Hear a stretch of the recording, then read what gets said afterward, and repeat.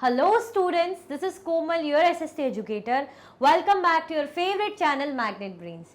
Magnet Brains आपको provide कराता है हाई क्वालिटी एजुकेशन, वो भी फ्री ऑफ कॉस्ट, किंडरगार्टन से लेके क्लास 12 तक की सीबीएसई बोर्ड के कोर्सेज के साथ साथ आपको अदर स्टेट बोर्ड के भी कोर्सेज अवेलेबल है इन हिंदी मीडियम, जैसे कि UP board, Bihar board, Delhi board के कोर्सेज प्रॉपर सिस्टमैटिक वे में।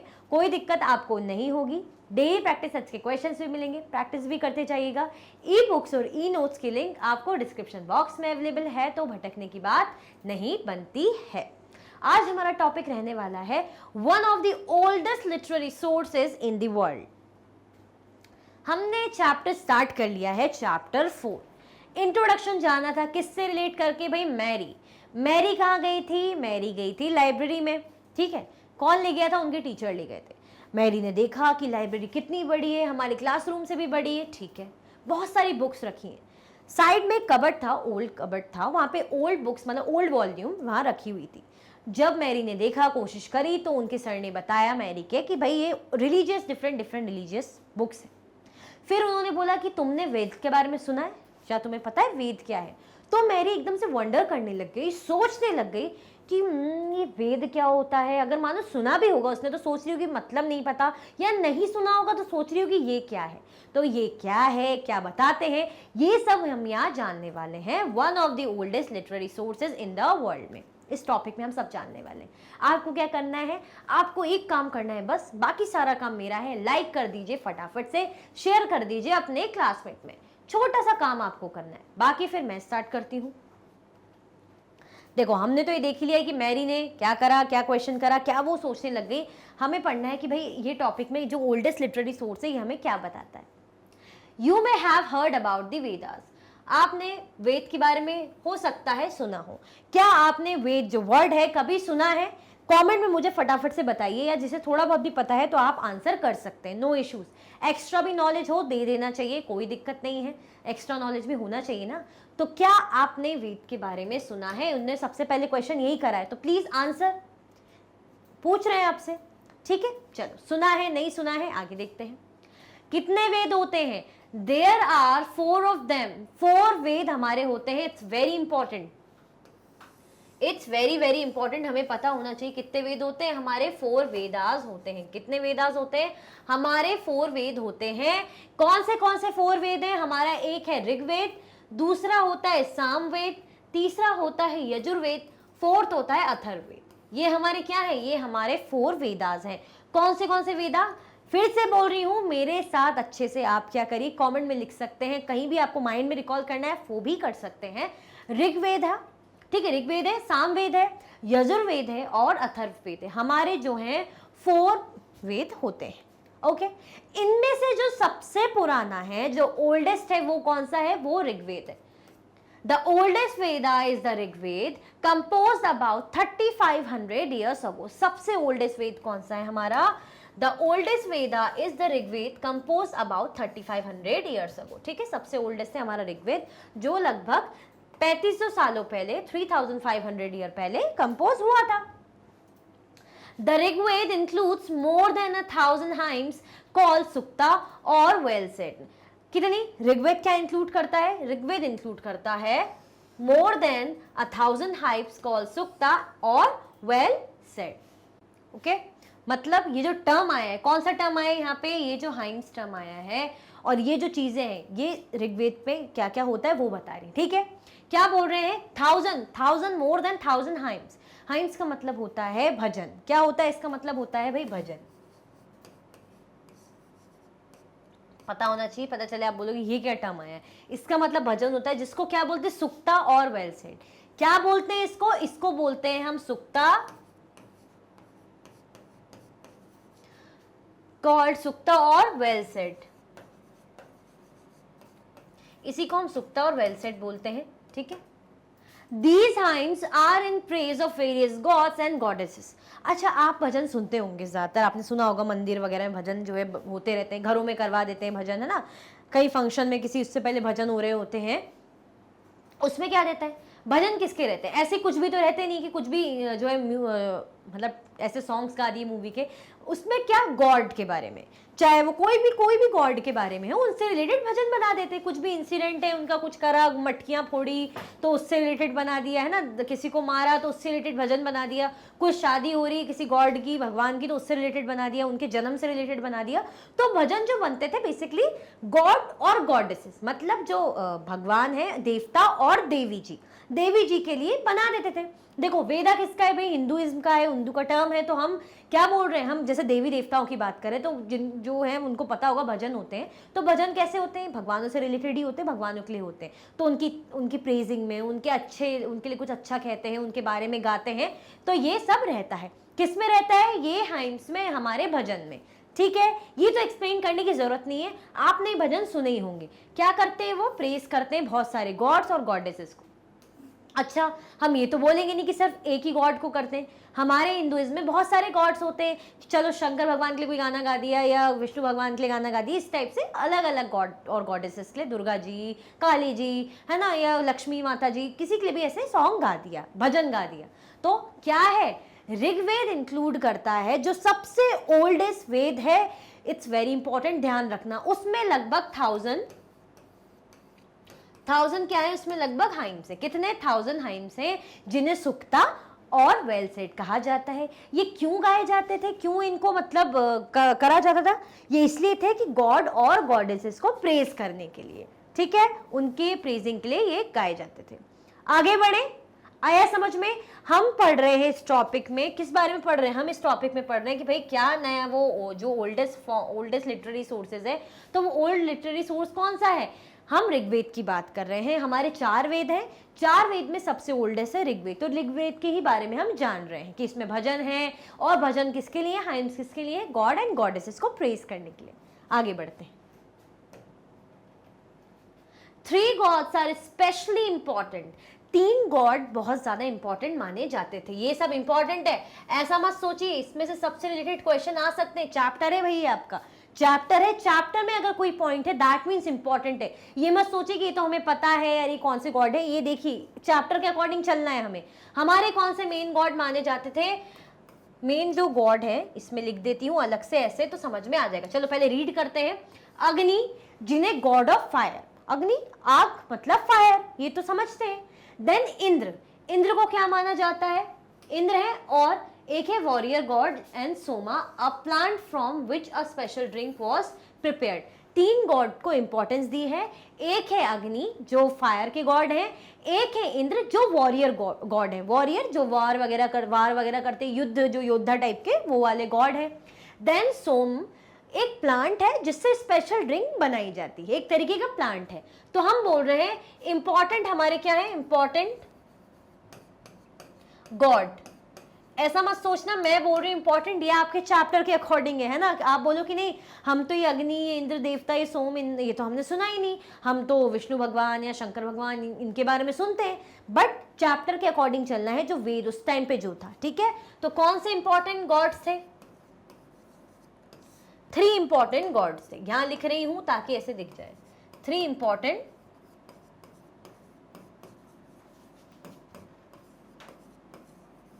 gods were there.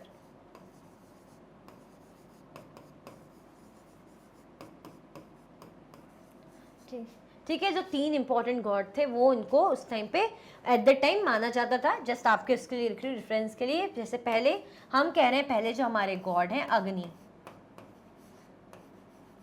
दूसरे हमारे गॉड हैं Indra,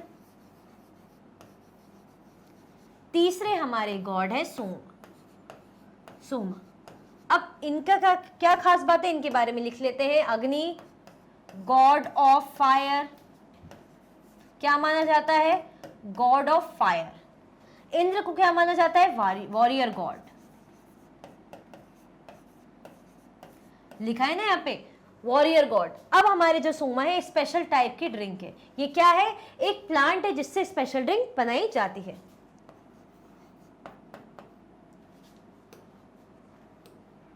It's a plant from which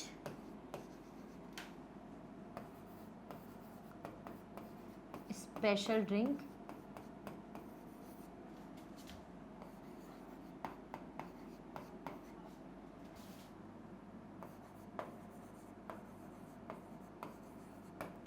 ठीक है, मतलब ये अगर ऐसे देखें आप, यहाँ से ऐसे समझें इसको ताकि आपको इजी वे में समझ में आए, तो ये बता रहे हैं इस पर्टिकुलर पॉइंट में कि इंपॉर्टेंट गॉड्स माने जाते थे। ये जस्ट मैंने आपके इजी रेफरेंस के फ्लो चार्ट मतलब इस पॉइंट फॉर्म में बनाया है, बाकी ऐसा कुछ स्पेशल अलग नहीं है, जो यहाँ है वही मैंने लिखा है, जस्ट आपको फटाक से याद आ जाए। 3 गॉड्स हैं जो उस टाइम पे इंपॉर्टेंट माने जाते थे, उस वक्त की बात बोल रही हूँ, आज की नहीं। पता चले आप बोले नहीं नहीं मैम आज तो ये आप कमेंट में लिखने लगो, बट हम चैप्टर पढ़ रहे हैं तो चैप्टर के अकॉर्डिंग चलेंगे। अग्नि, इंद्र और सोम। अग्नि, इंद्र और सोमा माना जाता है। अग्नि गॉड ऑफ फायर है, नाम से ही समझ में आता है। इंद्र को माना जाता है वॉरियर गॉड। देन हमारे सोमा है, वो एक स्पेशल एक प्लांट है जिससे स्पेशल टाइप की ड्रिंक बनाई जाती है, ठीक है।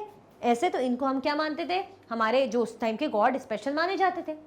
These hymns were composed bye sages. ये जो हाइम्स है, हाइम्स क्या, हाइम्स का मतलब मैंने क्या बताया, हाइम्स का मतलब मैंने क्या बताया था, भजन बताया था। तो ये जो हाइम्स है, These hymns were composed by sages। ये जो हाइम्स से कंपोज कौन करता था, सेज कंपोज करते थे, यानी ऋषि। हम बोलते हैं ऋषि मुनि, ऐसे उनका बना रहता है, इस टाइप के कपड़े पहने रहते हैं, ऐसे इस कलर के ऑरेंज इस टाइप के, है ना, यज्ञ वगैरह करते हैं, आपने मूवीज में देखा होगा, सीरियल में। तो वो ऋषि क्या करते थे, वो हाइम्स को कंपोज करते थे, भजन को कंपोज करते थे। Priest taught students to recite and memorize each syllable, word and sentence bit by bit with great care। जो priest है, priest कौन होते हैं, पंडित, ठीक है। priest किसे बोलते हैं, priest हम बोलते हैं पंडित। तो पंडित क्या काम करते थे, priest taught students to recite and memorize each syllable। priest का क्या काम था, वो स्टूडेंट्स को कहते थे कि आप रिसाइट कीजिए, ठीक है। हम बोलते हैं ना पोएम बोलो, पोएम रिसाइट करो, तो रिसाइट करने के लिए बोलते थे, और मेमोराइज करने के लिए बोलते थे कि एक एक सिलेबल जो इंपॉर्टेंट टर्म्स है, चीजें हैं, वर्ड हैं, रिदम है, जो क्या करो आप पर्टिकुलर उसको वैसा अच्छे से याद करो, पढ़ो, और सेंटेंस को पढ़ो proper bit by bit with great care, मतलब ध्यान से। जो प्रीस्ट है वो क्या काम करते थे, वो बोलते थे कि स्टूडेंट्स को कि आप ध्यान से इसको सीखिए, वर्ड बाय वर्ड इसको पढ़िए, सेंटेंस बाय सेंटेंस को देखिए, प्रॉपर ग्रेट केयर के साथ इसको रीड करिए, रिसाइट करिए, ठीक है, बोलिए, पढ़िए। आया समझ में। जैसे हम पोएम बोलते तो पोएम हम अगर बोल रहे हैं कि मछली जल की रानी है, तो बोलेंगे ना कि थोड़ा अच्छे से बोलो, तो बोलेंगे मछली जल की रानी है, जीवन उसका पानी है। इस तरीके से मैं बना के अच्छे से रिसाइट करूंगी। अगर मैं बोलूँ कि मछली जल की रानी है, जीवन उसका पानी है, तो कैसा लगेगा। तो ऐसे ही जो प्रीस्ट थे उनका काम क्या रहता था, वो स्टूडेंट्स को कहते थे कि आप ग्रेट केयर के साथ अच्छे से ध्यान में रखते हुए rhythm bye rhythm, word by word, sentence by sentence, bit by bit आप इसको पढ़िए, ठीक है, रिसाइट कीजिए। किसकी बात हो रही है, हाइम्स की बात हो रही है। कंपोज कौन करता था, अगर हम कह रहे हैं कि हाइम्स जो बहुत सारे थाउजेंड ऑफ हाइम्स हमें जो है ऋग्वेद में मिलते हैं, तो इनको बनाता कौन है, मतलब कंपोज किसने किया, तो कंपोज करते थे ऋषि। आया समझ में। हमने क्या देखा, हमने देखा, हमें पता चला कि उस टाइम पे स्पेशली 3 गॉड इंपॉर्टेंट माने जाते थे, अग्नि, इंद्र एंड सोम, ठीक है। फिर हमने देखा ये हाइम्स है जो भजन है, कंपोज कौन करते थे, ऋषि मुनि यानी सेजेस इसको बोल रहे हैं। और प्रीस्ट क्या करते थे, वो जो उनके स्टूडेंट्स हैं अपने छात्रों को, स्टूडेंट्स को सिखाते थे एक एक सिलेबल, एक एक word, sentence bit by bit, ताकि अच्छी केयर के साथ इसको रिसाइट किया जाए। कोई कंफ्यूजन, दिक्कत तो नहीं। क्या कर दो भाई, लाइक कर दो फटाफट से, फिर आगे बढ़ते हैं। अभी तक आपने लाइक करा कि नहीं करा। मैं भी आपकी जो है स्टूडेंट बोल रही हूँ, मैं भी आपकी टीचर हूँ, आपने मेरी बात मानी कि नहीं मानी। जैसे यहाँ पे बोल रहे हैं कि आप अच्छे से ग्रेट केयर के साथ डिसाइड करो, तो आप भी बड़े ध्यान से, बड़ी जल्दी जल्दी क्या कर दो, लाइक का बटन दबा दो। आगे बढ़े, चलो। Most of the hymns were compose, taught and learn by man. जो ध्यान रखने की जरूरत है कि मोस्ट ऑफ द हाइम्स, जो पूछा जा रहा है कि जो भजन है, वो भजन कौन कंपोज करता था, मोस्टली कंपोज बाय, ठीक है, taught and learn by man. मतलब ये जो हाइम से, भजन से रिलेटेड जो भी काम थे, तो उसको बनाना, कंपोज करना, उनको पढ़ाना, साथ में उनको लर्न करना। मतलब कौन करता था, ये सारे काम आदमियों के रहते थे, मैन के रहते थे। मतलब क्या करते थे, कंपोज भी मैन करते थे, पढ़ाते भी मैन थे, और सीखने का काम भी मैन करते थे, ठीक है। मोस्टली, ये नहीं बोला सारा, मोस्ट ऑफ दी हाइम्स, ज्यादातर hymns. A few were composed by women, but उनमें से कुछ भजन है जिनको वुमेन ने भी कंपोज किया है। मैंने पहले ही बोला है कि ये नहीं कह रहे हैं कि औरत है आदमी, मतलब अगर मानो 100% में से 20% जो है वुमेन कंपोज कर रही हैं, तो 80% मैन कंपोज कर रहे होंगे। ये नहीं बोला कि 100% इन्होंने करा और इन्होंने कुछ नहीं करा। आया समझ में? ये कंफ्यूज मत होना, इसको मिक्स मत करना कंफ्यूजन को। दोनों करते थे but most of the time जो है जो ज़्यादातर वो मेन करते थे, मेन ही बनाते थे, मेन ही सीखते थे और सिखाते थे। यहाँ पे क्या बोला है कि कुछ वुमेन भी थी जो कंपोज करती थी। The Rigveda is an old or Vedic Sanskrit which is different from the Sanskrit you learn in school these days. हम स्कूल में क्लास में संस्कृत सब्जेक्ट पढ़ते हैं कि नहीं पढ़ते? बोलो हाँ, पढ़ते हैं कि नहीं पढ़ते? पढ़ा है ना? तो उस टाइम की बात करें तो जो ऋग्वेद है वो जो बहुत ओल्ड है ना, ओल्डेस्ट जो है वेद है उसकी, और जो उसको क्या बोलते हैं वैदिक संस्कृत। तो ऋग्वेद इज एन ओल्ड और वैदिक संस्कृत है ऋग्वेद, जिसकी संस्कृत मतलब जो संस्कृत आज हम पढ़ते हैं ना, आज भी हमें थोड़ी सी टफ लगती है ना, बट ऐसा नहीं है, बहुत अच्छी है, मेरे तो अच्छे मार्क्स आते थे। ठीक है, तो क्या है भाई, वो जो संस्कृत है वो आज की टाइम की जो हम संस्कृत पढ़ रहे हैं ना, उसके कंपैरिजन में जो उस टाइम की संस्कृत थी वो कैसी थी, जो टफ थी, अलग थी, बेसिकली कह लीजिए उसका लेवल थोड़ा सा अलग था। तो कह रहे हैं ना कि बहुत अलग थी, डिफरेंट थी, और जो आज हम पढ़ते हैं स्कूल में, बोला ना जो आप यू लर्न इन स्कूल वो डिफरेंट है। ठीक है, सेम मत समझिएगा। आगे बढ़े, क्या बता रहे हैं? ये बता रहे हैं कि जो भजन है उनको आदमी लोग, man he most of the जो है मैन सीखते थे, सिखाते थे, कंपोज करते थे, और कुछ जो भजन है वुमेन ने भी कंपोज किए हैं। ठीक है, संस्कृत में लिखा गया है, तो संस्कृत पहले की डिफरेंट थी और आज की जो हम पढ़ते हैं वो बिल्कुल अलग है। ठीक है, आगे बढ़े, कोई कंफ्यूजन तो नहीं? चलो, संस्कृत एंड अदर लैंग्वेजेस। अब हम पढ़ेंगे संस्कृत और अदर लैंग्वेजेस। ये आपके बारे में इंफॉर्मेशन है, आप मतलब आपके बोल रही हो, आपकी बुक में इंफॉर्मेशन है, इसमें देखते हैं। Sanskrit is a part of family of languages known as Indo European. होता है ना कि कुछ भी लैंग्वेज आती है तो किसी ना किसी से थोड़ी ली हुई रहती है। जैसे संस्कृत से कुछ वर्ड किसी लैंग्वेज के आए होंगे, किसी वर्ड से, जैसे हम बोलेंगे जापानीज कुछ टर्म्स है तो उसमें से चाइनीज वर्ड से आए होंगे, चाइनीज जो कुछ वर्ड्स है तो कोरियन वर्ड से आए होंगे, तो ऐसे ऐसे करके लेते नहीं हम किसी से, तो इस तरीके से। तो संस्कृत क्या है? Sanskrit is a part of family, Sanskrit is a part of family of language known as, कौन सी फैमिली का पार्ट है? Indo European. कौन सी फैमिली का पार्ट है? इंडो यूरोपियन फैमिली का पार्ट है कौन? हमारी Sanskrit. Some Indian languages such as Assamese, Gujarati, Hindi, Kashmiri and Sindhi. Asian languages such as Persian and many European languages such as English, French, German, Greek, Italian and Spanish belong to this family. ये जो हम बात कर रहे हैं ये Indo European की हम बात कर रहे हैं ना, तो इतनी सारी लैंग्वेज इंडो यूरोपियन में बिलोंग करती है। कौन सी बिलोंग करती है? Some Indian language. अगर हम इंडियन लैंग्वेजेस की बात करें तो इंडियन लैंग्वेज में कौन सी? आसमीज हो गई, गुजराती हो गई, हिंदी हो गई, कश्मीरी हो गई और सिंधी।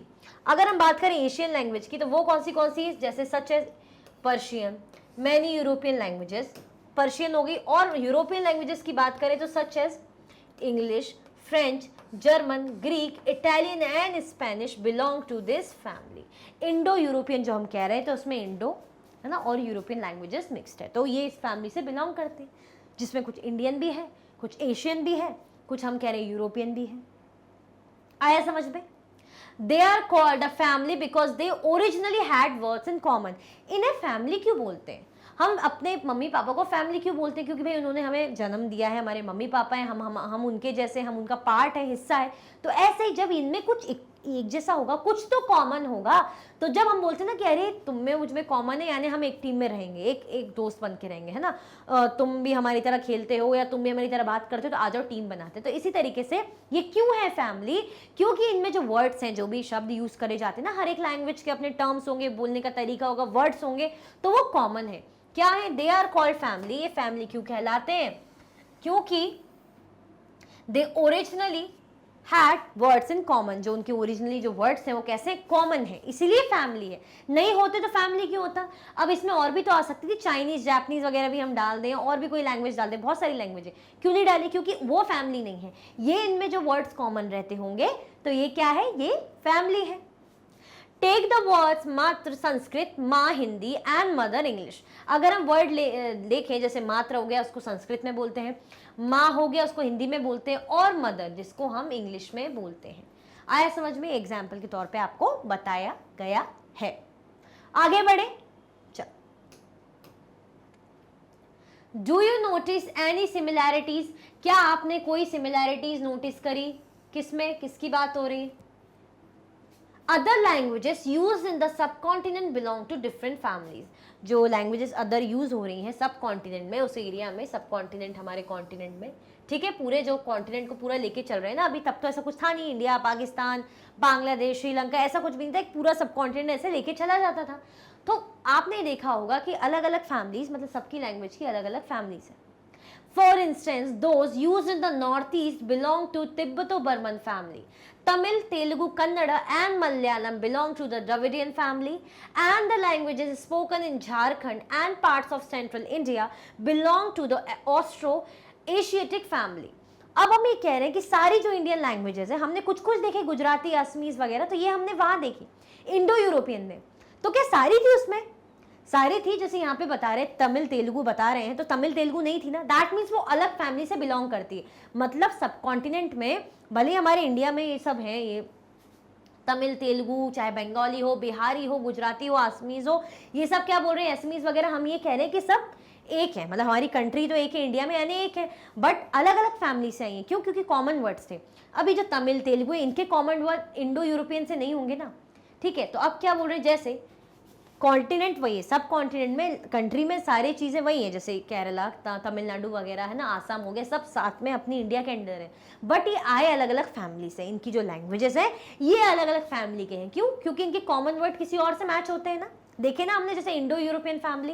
अब अगर हम एग्जाम्पल लें, for instance those used in the north east belong to the Tibetan Burman family.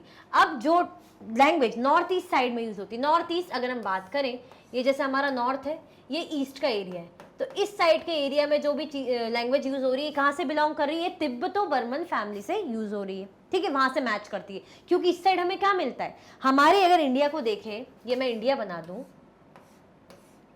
ज्यादा इंडिया अजीब सा बन गया है ना,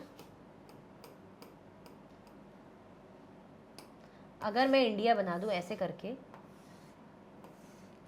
तो यहाँ पे हम देखते हैं ना, इस तरीके से नेपाल है, ऐसे तिब्बत, थोड़ा सा फिर चाइना, ऐसे ऐसे इस तरीके से हम देखते हैं, एग्जैक्टली नहीं बन पाएगा, तो थोड़ा सा वहां से आई हुई लैंग्वेज है। कहाँ की? नॉर्थ ईस्ट की। इंडिया के नॉर्थ ईस्ट मतलब इंडिया के यहाँ के जो स्टेट है, यहाँ की जो लैंग्वेज है इनसे आई हुई होगी, इनसे मिलती जुलती होगी। अब बात करें तमिल तेलुगु की, तमिल तेलुगु कन्नड़, ये कहाँ से आई है, and Malayalam belong to the Dravidian family. कहाँ से बिलोंग करती है? ये बिलोंग करती है द्रविडियन फैमिली से। आया समझ में? देन बात करें जो अदर लैंग्वेजेस हैं, दूसरी कौन सी लैंग्वेजेस हैं, दूसरी लैंग्वेज जैसे होगी हमारी जो झारखंड में यूज होती है, या पार्ट्स ऑफ सेंट्रल इंडिया में लैंग्वेजेस बोली जाती है, वो आई है एस्ट्रो एशियाटिक फैमिली से। कहाँ से आई? वो एस्ट्रो एशियाटिक फैमिली से। दैट मीन्स ये जो लैंग्वेजेस हैं, भले ही सब कॉन्टिनेंट में एरिया अलग बोलेंगे हम इंडिया के अंदर है, बट ये लैंग्वेजेस अलग अलग जगह से आई हुई है। जैसे हमने किसका देखा, असमीज, गुजराती वगैरह, तो हम बोलते हैं इंडो यूरोपियन फैमिली से आई हुई है। अब ये जो लैंग्वेज है, जैसे तिब्बतो बर्मन, जो हमारे नॉर्थ ईस्ट की जो स्टेट्स हैं हमारे इंडिया के, वहाँ की जो लैंग्वेज मैच होगी वो किससे होगी, तिब्बत बर्मन फैमिली में आएगी। Then Tamil Telugu Kannada Malayalam Dravidian family. और जो अदर लैंग्वेजेस जैसे झारखंड में यूज होती है, सेंट्रल मध्य भारत में जो लैंग्वेजेस यूज होती है, उनके वर्ड कहाँ से कॉमन है, वो कौन सी फैमिली से, वो ऑस्ट्रो एशियाटिक फैमिली से आए हुए हैं। तो ये बता रहे हैं कि क्या है, फैमिली क्यों बोल रहे हैं, क्योंकि इनके बीच में ना कुछ वर्ड्स कॉमन होंगे, इसीलिए फैमिली।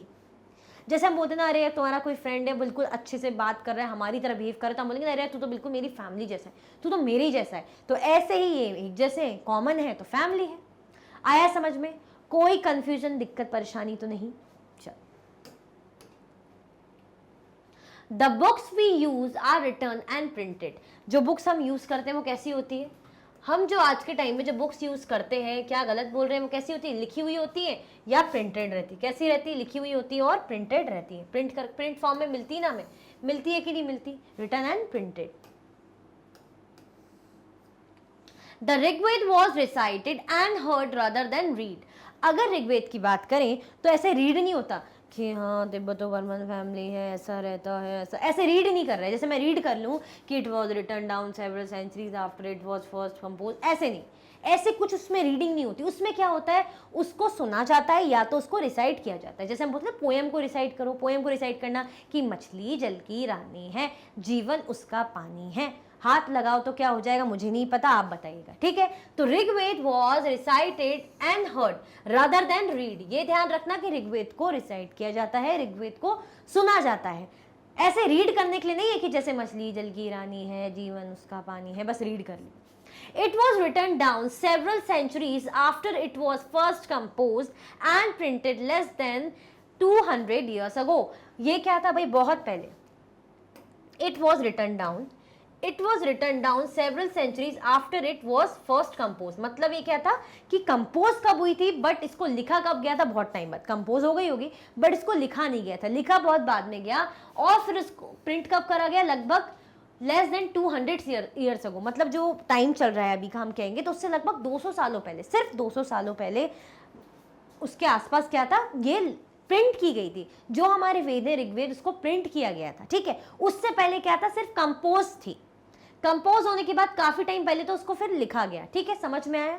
काफी टाइम मतलब सॉरी, कंपोज किया गया, उसके बाद लिखा गया, उसके बाद ये प्रिंट की बात आती है। जबकि हमने देखा था 3500 ईयर्स अगो, हम तो ये कह रहे थे कि हमारा ऋग्वेद है। 3500 ईयर्स अगो हम तो ऋग्वेद की बात कर रहे थे। तो सोचो ये इसको प्रिंट कब करा, इसको प्रिंट करा लगभग सिर्फ 200 ईयर्स अगो। कब, 200 ईयर्स अगो। आया समझ में। जबकि हम 3500 लेके चल रहे थे और यहाँ पे प्रिंट कब हुआ, 200 ईयर्स अगो। बस ये कितना पुराना, मतलब कब की कंपोज, कब की हो गई, कंपोज कब की हो गई, है ना, कंपोज कब की हो गई, बट लिखा कब गया, लिखा बहुत बाद में, ठीक है। आया समझ में, ठीक है। हम क्या कह रहे हैं, ये ध्यान रखना कि जो ऋग्वेद है, ये जो वेद है, हम बुक्स को रिटर्न प्रिंटेड रहती है आजकल की, बट जो हमारा ऋग्वेद है उसको हम रिसाइट कर सकते हैं, सुन सकते हैं, ज़्यादा रीड नहीं करते थे, ठीक है। अब ये लिखी कब गई, several centuries after it was first compose. मतलब पहले जब कंपोज जब हुई, 3500 सालों पहले, 3500 ईयर्स अगो, उसके बाद तो काफ़ी टाइम बाद लिखी गई। और प्रिंट तो क्या ही कहना, प्रिंट तो लगभग अभी 200 साल पहले प्रिंट की गई होगी। आया समझ में। कोई कंफ्यूजन, दिक्कत, परेशानी तो नहीं। आपने क्या ये कर दिया, ये लाइक कर दिया, क्या आपने लाइक कर दिया, फटाफट से लाइक कर दो, कर दिया लाइक, चलो। और आ गया समझ में, ये भी कमेंट में क्या करो बता दो। तो इसी के साथ आपका जो टॉपिक है कि भाई हमारे जो ओल्ड लिटरेरी सोर्सेज हैं ये हमें क्या बताते हैं, तो हमने देखा कि ऋग्वेद सबसे ओल्डेस्ट है। वो हमें बताता है कि इसमें भजन है, सुक्ता है, जिसको वेल सेड भी कहा जाता है। इसको कंपोज कौन करता था, कौन इसको रिसाइट करते थे, कौन इसको लर्न करते थे, ये सारी चीज़ें हमने किसमें, ऋग्वेद, यानी हमारे जो ओल्डेस्ट बुक है उसके बारे में जानी। इसी के साथ ये वीडियो एंड होती है। अगर आप और भी वीडियो के लेक्चर्स देखना चाहते हैं तो आप मैग्नेट ब्रेन्स के यूट्यूब चैनल, एप्लीकेशन और वेबसाइट पे देख सकते हैं। ई नोट्स और ई बुक्स के लिंक आपको डिस्क्रिप्शन बॉक्स में अवेलेबल है। ये हाई क्वालिटी के कोर्सेज हैं, जैसे कि CBSE board, Delhi board, Bihar board, UP board, MP board, Rajasthan board, Vedic maths crash course, spoken English courses आपको अच्छी क्वालिटी में और 100% फ्री अवेलेबल है। आप मैग्नेट ब्रेन्स के हिंदी मीडियम चैनल को भी ज़रूर देखें, सब्सक्राइब करें, बहुत अच्छी अच्छी वीडियोस देखने को आपको वहाँ मिलेगी। आप हमें द प्लेटफॉर्म पर भी फॉलो कर सकते हैं, फेसबुक, इंस्टाग्राम, एक्स, टेलीग्राम और व्हाट्सएप पे। ज़्यादा से ज़्यादा लाइक कीजिए, ज़्यादा से ज़्यादा शेयर कीजिए और चैनल को सब्सक्राइब करना बिल्कुल भी ना भूलें। अपना ख्याल रखें। Thank you so much for watching.